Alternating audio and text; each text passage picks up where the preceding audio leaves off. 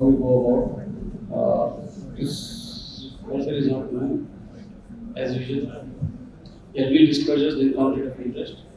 Well, if you talk about sedation in ICU, the goals of sedation in ICU as far as if we get to our sedation. And do we have an anti-rating like this? Well, as of now, none, but let us keep in the past so that what has happened in the past so that we can talk about the future. So if you look at the past, historically, the sedation, the deep sedation was the norm. Let the patient touch, he has been tapped, he has been fatigued, he has been breathing. Tachypnea is there, let us reduce the work of breathing, let us knock out the patient. And that was the aim when the sedation started way back in the 70s and 80s. And neuromuscular blocking agents were used extensively to paralyze the patient, knock out the patient totally, to give adequate rest. And this is just extension of anesthesia to critical care unit as the ICU guidelines and sedation were lacking. What is happening?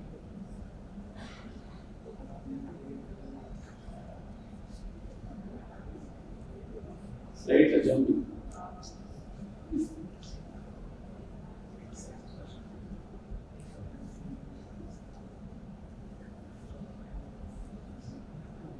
And now we know that deep sedation is one of the direct factor of patient mobility and mortality.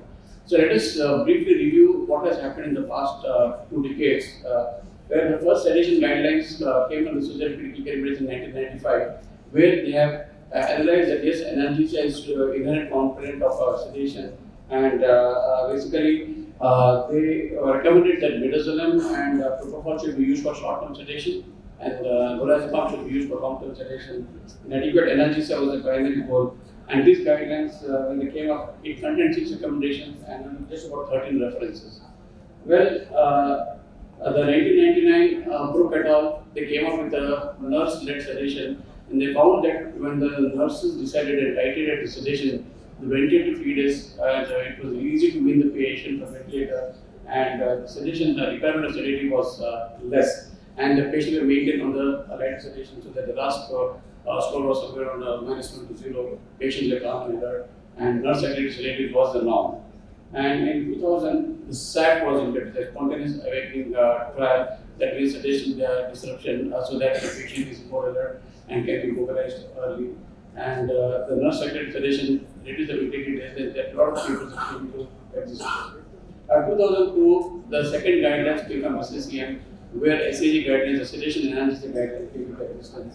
And they came out with daily sedation rules, daily sedation interruptions to keep the patient awake. The SAC, the SPD both came into existence. And lorazepam titration there was no mention, but this patient was this survey was little extensive because it contained 28 recommendations and almost 235 references. And the concept of PTSD also was introduced, and they attributed to the deep sedation and mostly the lorazepam. And subsequently, if you see 2004, 2008, 2009, and 2006, 2006 and 2009, the guidelines were revised, and the concept of analgesia sedation came into existence. The movement and remifentanil was introduced, and the remifentanil was the analgesia term was coined by Sunil et al. Using remifentanil, you know that remifentanil is an ultra-short-acting, very potent opioid with a half-life of just about 3 to 4 minutes and a potent respiratory depression, but intense analgesia, and ideal for intubations and short-term sedation in ICU.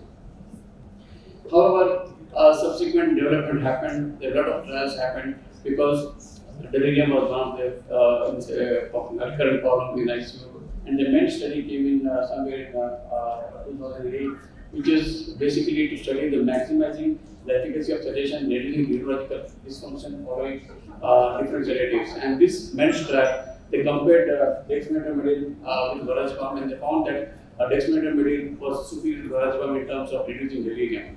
And subsequently, the SETPAM study came in, wherein the safety and efficacy of dexmedetomidine versus midazolam was studied, and they found that the dexmedetomidine induced delirium was much less compared to midazolam.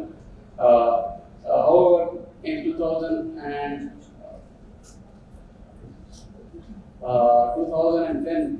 the RAS and the SAS scale were sort of studied extensively, and they felt that they were the ideal scale for determining the most accurate to assess the sedation scale as well as the agitation in the ICU. And the PAD guidelines came in 2010, wherein the safety and efficacy of dexmedetomidine in midazolam was studied, and the dexmedetomidine was associated with this delirium compared to midazolam. And the PAD guidelines suggested that we need to go for non-benzodiazepine based sedation to minimize delirium, because delirium, we know, is one of the important factors of morbidity and the increased length of stay. This is the SAS scale which we all know, and generally we tend to keep the patient in the range of 3 and 4. And RAS, Richmond agitation scale, generally we keep the patient to -2 to 0, and that's the goal of most of the guidelines. And the CAM score that came into CAM assessment ICU came into existence the same year in 2010 to 2012. And subsequent timelines, if you see, soon the post-intensive care syndrome was recognized because of the excessive deep sedation, and they felt that lorazepam was the main culprit, and it was resulting in increased length of stay. And the ICU liberation bundle came into existence in the year 2014, where the ABCDEF was recognized, where A was assessment, prevention, and management of pain. B is all the patients were treated for both spontaneous leading trials and spontaneous leading trials, so that the beginning of the mechanical ventilation can be fast, and the sedation requirement can be less, and the less immobility and faster discharge time to the ICU.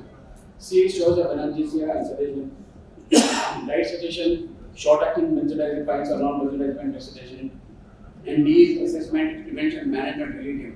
The delirium assessment has to be done daily basis, at least 2 to 3 times a day, so that the culprit can be identified and can be appropriately managed. E is early mobility and exercise, so that the critical illness, myopathy, neuropathy can be minimized. And of course, involvement of family and environment and self-esteem are very, very important. So ABCD bundle, to an extent, if you follow this, most of the mobility related to sedatives can be minimized in ICU. This was a beautiful paper that came in again 2017, where the non-benzodiazepine based sedation NMDA antagonist ketamine was used, and they felt that ketamine is a good analgesia, gives appropriate sedation. And in fact, unlike thought otherwise, because of sympathetic stimulation, it gave relatively stable cardiovascular hemodynamics because it's a continuous infusion, boluses were avoided. The only thing is, yes, increases bronchoria, and you may have to give anti-cytokine glycophagous. Otherwise, it was a great setup. PADIS came into existence in 2018. Basically, the PAD score came in 2008 years after that. The prevention and management of pain, agitation, sedation, delirium was already there, but there is immobility and sleep disruption, because sleep disruption was one of the commonest cause of ICU delirium, and they tried to improve the ambience in the ICU, the lighting, the natural light, the daylight, the noise levels in the ICU, the alarm settings were defined so as to minimize sleep disruption in the night time. And the PADIS emphasized light sedation using propofol and dexmed in the medical and non-surgical cardiac surgical patients. Subsequently, the SPICE 3 trials and MENS 2 trial came in. The SPICE is nothing but the sedation practical intensive care evaluation, and this trial was basically a non-inferior trial where they found that dexmedetomidine versus the usual midazolam, there was not much of a difference in terms of sedation. This was extensive study that published in NGM. And MENS 2 was nothing but maximizing the efficacy of sedation of reducing neurological dysfunction, renal mortality in septification. Again, there was no difference between propofol and the usual care, that is midazolam and other agents. As I said, this was the SPICE trial that came in NGM in 2019, and they found that dexmed did not they reduced the incidence of delirium, but the incidence of bradycardia, hypotension, and few cardiac events were quite high, especially those patients who were beta blocked. The incidence of intense bradycardia was very common, and hence the use of dexmedetomidine has to be judicious. This is another beautiful paper where the concept of non-sedation in ICU. This was again a good study, a landmark trial came in 2020, where they felt that no sedation, just minimal sedation at the time of intubation, and subsequently the patient was given morphine as and when required, and they were just reassured and verbal directions were given. And however, they found that there was no decrease in mortality in the ICU, and not there was decrease in incidence delirium. So they felt that non-sedation is not a good option, but yes, morphine itself can be We know that it can cause intense agitation, and especially before and problems are common, and it has to be used religiously. Well, last 2 years there was an extensive study, and this was a good study that came into 2020 COVID study, wherein they found that the intense ARDS secondary to COVID led to increased use of benzodiazepine-based sedation because the patients required deeper sedation. Patients require higher dose of neuromuscular blocking agent. Like 64 patients received benzodiazepines in the COVID study, 71% received propofol. And night sedation was not possible because many of them they required tone ventilation, high ventilator settings, high blood pressures, and there was ventilatory patient asymptomatic was there. And the guideline that came up is reduce sedation, reduce neuromuscular blocking agent. Probably you need to improve the patient ventilator synchrony by adjusting the modes and the parameters. That's what the study came up with.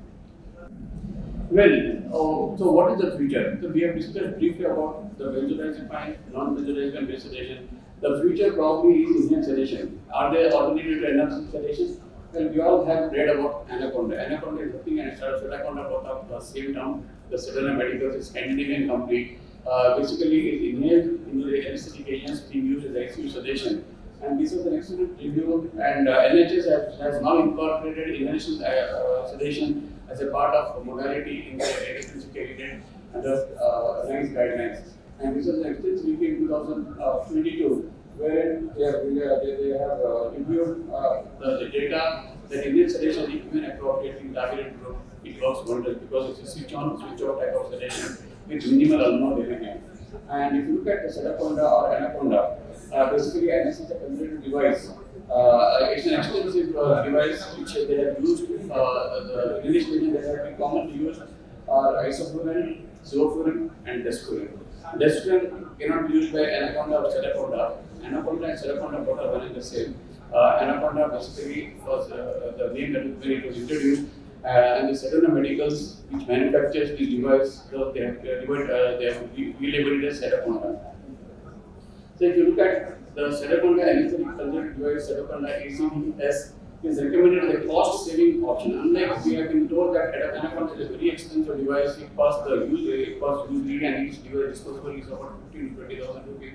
But unlike this, the NICE study, when they did an audit, they found that the 30 days use of Sedaconda, ACD, like anesthetic conjugated devices, the cost saving was compared to intravenous propofol was significant, but the cost were almost 15 to 20% less. So the average cost of in adult was almost close to 4,000 pounds lower. In children also it was close to almost 3,000 pounds lower compared to intravenous propofol. So what are the indications? What are the indications with Sedaconda? Well, patient making of sedation is shorter time. The weaning is easy, but ventility days, whether they have reduced or not, it's very difficult to pinpoint because the data is not extensive. Sedaconda is a single-use device. It can be used for 24 hours. Sometimes if it gets choked or blocked, then it has to be replaced. But otherwise, 24 hours it has to be replaced. It contains a carbon activated filter which conserves immediately, and it has an inbuilt HEV filter. So you don't have to use one more HEV filter in the connections. And it comes with a scanning system so that the atmospheric pollution in the ICU can be minimized. So the current recommendations as per NHS for use of Sedaconda are people who need mechanical ventilation are difficult to sedate, like both adults and children who have had severe bronchospasm. We still remember that as a postgraduate when we thought the patient has stayed asthmatic, put the patient on ventilator, add the oxygen, give 4% Halogen, and it's excellent bronchodilator. The same thing, the same principle of Halogen is no longer used.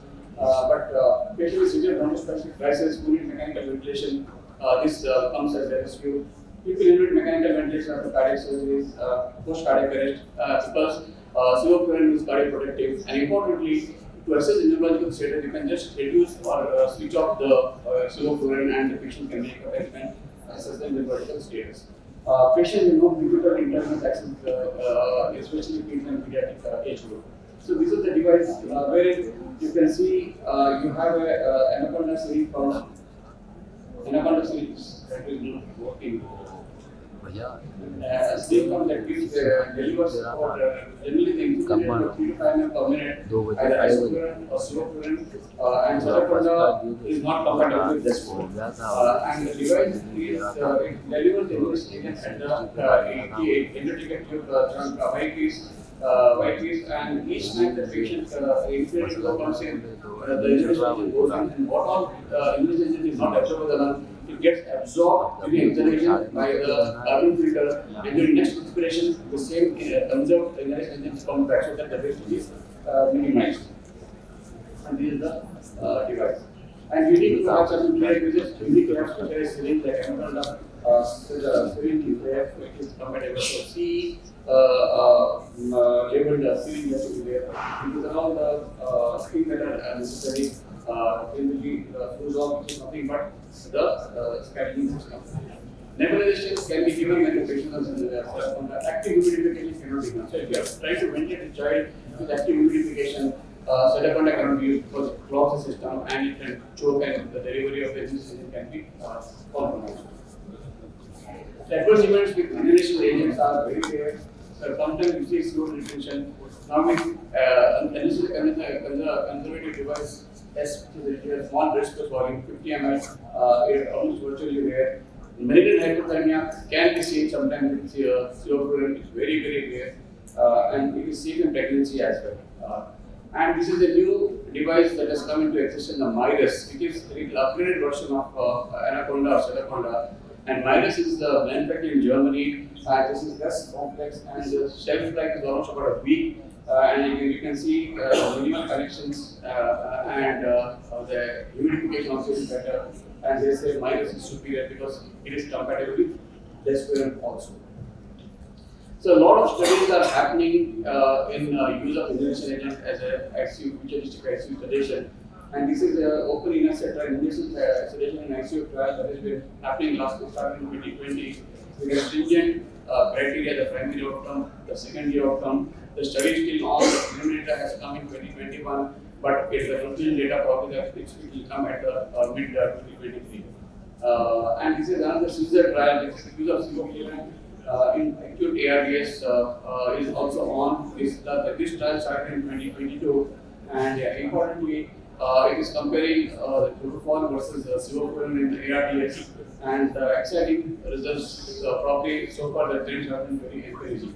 As I said, these are the extensive review in 2022 October and July, where they suggested that inhalation sedation is going to be the norm in an alternative intravenous agent, and there are some units in the intensive care unit in Germany. They already have adopted the protocol of sedating in their ICU, especially the COVID response. So, what we use in our ICU is propofol, ketamine, dexamethasone, hardly we use and mostly very rarely we use that. But more importantly, because also in the surgical ICU, we give a lot of nerve blocks, especially sick patients, so that post-surgical patients, the recovery, the mobility is faster, and ambulation also is faster. We don't do bismonitine, but when there is a need, we do bismonitine also in the intensive care unit. We'll be using Sedaconda also in the ICU very, very shortly. So to conclude, I would say that sedation is used to improve comfort and tolerance, especially people who are mechanically ventilated. Invasive interventions they require out during nursing care and the patient upfront. Sedation should never be the primary goal. Always analgesia should be the main focus. And importantly, benzodiazepine-based protocol should be minimized. Non-benzodiazepine-based protocol should be followed. Later sedation, importantly, exciting trials are happening. And importantly, ABCDE F bundle was there, but in the inhalation agent ABCDEF R also has been added. That means the respiratory drive is intact with inhalation agent. That is one of the biggest advantage which helps in pinning the patient. So inhaled cholesterol and anesthetic are probably going to be the futuristic ICU sedation. This is for some of our patients. I hope I made some sense. Thank you very much.